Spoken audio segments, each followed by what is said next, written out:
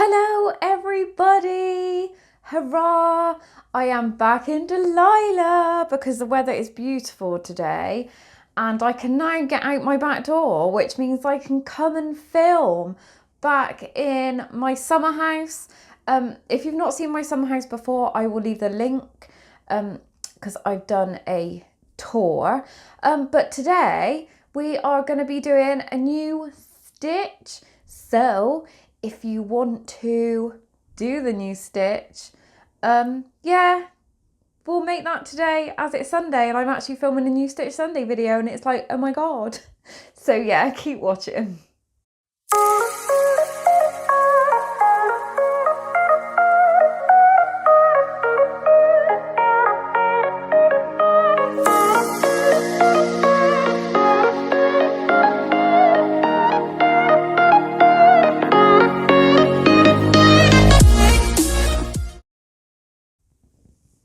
So today I am going to be showing you how to make the Betty stitch. So the Betty stitch is what I have done my jumper with. Oh, don't know what happened there. It is really easy to do. You will need your yarn and your corresponding crochet hook. I have my trusty Clover Amour, which is like the best hook ever. I will leave the link to where you can get one of these. They are amazing and they will change your life. And your yarn and some scissors and maybe a stitch marker. This stitch can be used for anything. So this is a jumper. You can do it, it'd be really lovely for a blanket because it's quite textured and it is really simple to do and it is perfect for beginners. So let's grab your stuff and then we can get making. So as I said, we are going to be doing the Betty stitch. Let me give you a bit more of a close-up so you can see. So it is very textured. This green doesn't look very green on here, but I promise you it is green. So this is such an easy, simple stitch to do. And I tell you what, you will be blown away by its simplicity. So it is perfect for beginners. So we're not going to do the rib bottom because this is part of a jumper that I am currently making. We're just going to do this main stitch here. You can use it for jumpers, you can use it for cushion covers, you could use it for a blanket. It is a perfect beginner's stitch. So once you have your yarn and your hook, we shall get going. So it's really easy. What you want to do is start by chaining an even number. So anything that can be divided by 2. So for this, I am just going to I'm going to chain 20 just because this is a sample piece. Otherwise, if I was doing a blanket, we'd be here all year. So you just do your slip knot and then start your chain. So 1, 2, 3, 4, 5, 6, 7, 8, 9, 10, 11, 12, 13, 14, 15, 16, 17, 18, 19, and 20. So mine is 20. If you need to chain any more, feel free to pause the video now and come back when your chain is the correct length that you want for your piece of work and make sure that it is dividable by 2. So once you've got your chain to the desired length that you want for your piece, we are going to half treble or half double if you're in the US into our chain stitches. So we're going to start from the second chain from the hook. So we never count this one that's on the chain. This is number 1 and we're going to go into number 2. So yarn over, insert your hook, yarn over, pull through, and then yarn over and just pull through all 3. And we're going to do that into every single chain space along our work. So all the way along you want to be doing a half treble or a half double if you're in the US. So if you want to pause the video, and I'll meet you back when you get to the end, and I shall show you how to do the next round.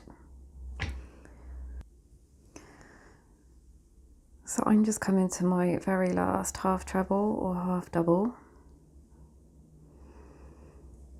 at the end of my row, and then you just want to chain one, and then we're going to turn, and that chain one does not count as a stitch. So what we're going to do, this thing may seem really strange, but trust me, it works. So in this first stitch here, we're just going to slip stitch. So just slip stitch into that very first stitch by your chain one.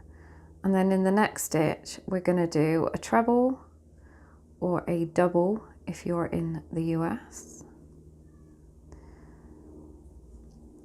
And then we're going to slip stitch into the next stitch.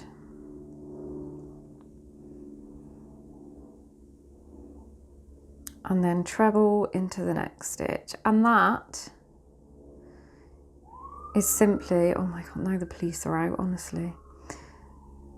Slip stitch. It is really that simple for this round, and this is the most complicated round. So treble in one, not a half treble. Let me start again.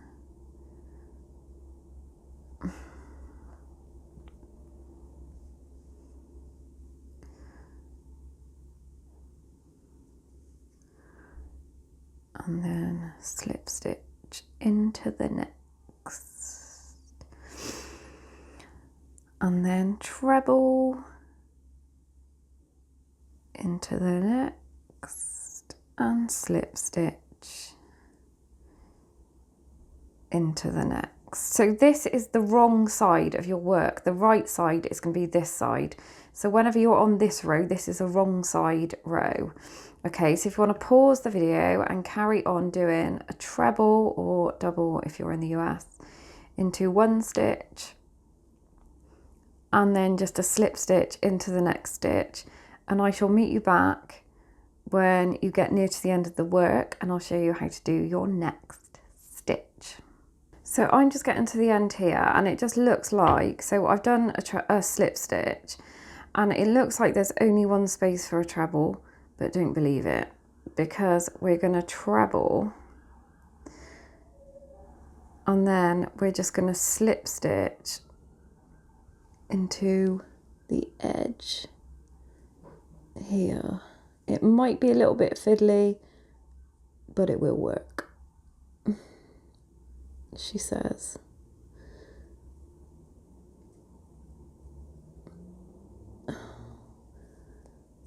Hang on.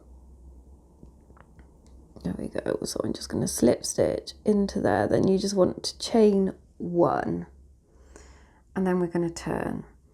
And into this slip stitch here, so the very edge of your row, just here, we're going to do a half treble. Now it might seem a bit fiddly, but if you just pop it through that slip stitch, a half treble, then we're going to half treble into every single stitch. So this is where we did our treble from the previous round, and we're just going to pop our stitch through there, and then we're going to treble into here, this little space here, which is our slip stitch from the round before. Half treble, and then half treble into here,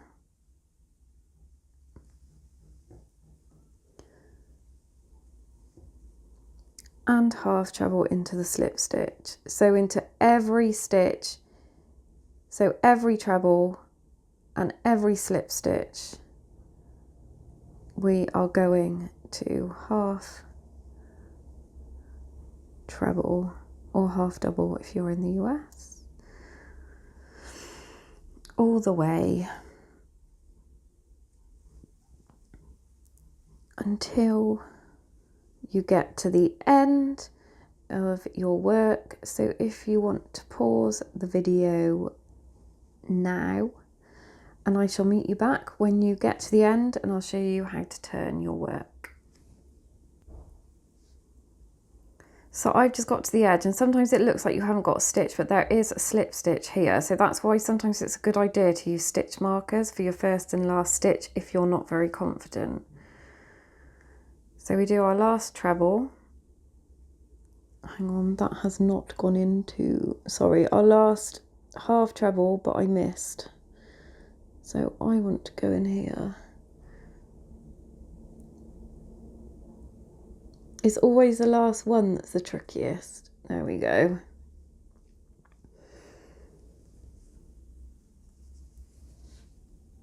And this is what you should have. Then we're just going to chain one. Then we're going to turn. And we are going to repeat that again. So we do a slip stitch round. So you just slip stitch, if you can see, into that very first stitch here.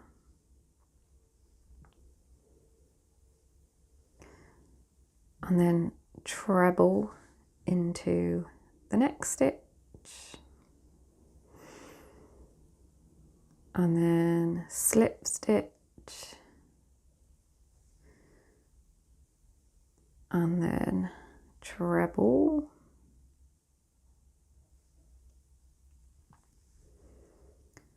And then slip stitch. And then you just want to repeat that all the way to the end. And then when you get to the end, you just want to make sure that you end on a slip stitch and not a treble.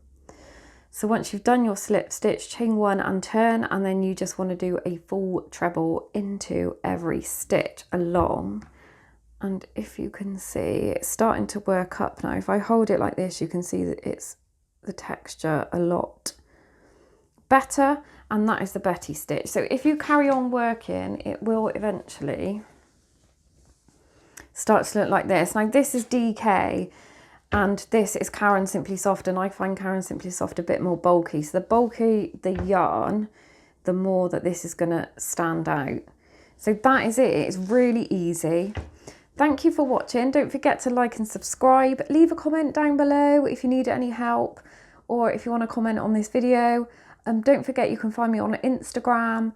I'll leave all the links to our Facebook group in the description box below, and I also have lots of free patterns on my blog, which I'll leave the link to as well. So thank you for watching, happy crocheting, and have a lovely day.